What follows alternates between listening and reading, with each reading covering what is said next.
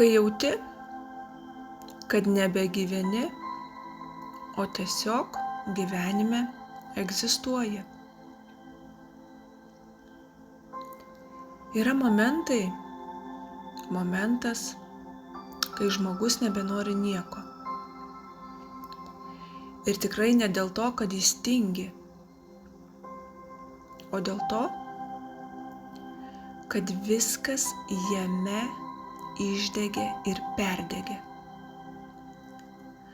Kada vidus žmoguje yra tuščias, o šypsena tik kaukė, kai ryte atsibunda ne su viltimi, o su sunkumu, tai ir yra ženklas, kad tavo energija yra išsekusi,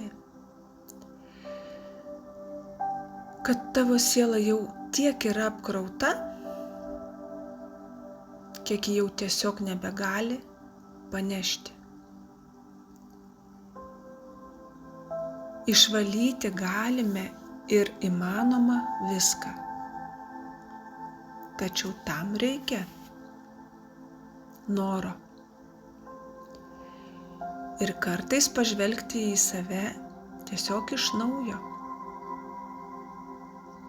Suprasti, kad tu šiai dienai esi ne vienas, kad pavyzdžiui, kaip šiuo atveju, yra sukurtas kanalas tam, kad galėtum bent keliomis minutėmis pasijusti išgirstu, kuris tave palaiko. Ir net jau tuo metu, kada girdi mano balsą, apsivalai. Kviečiu tave ateiti, pasilikti ir ilgiau išklausyti gydomosios šviesos,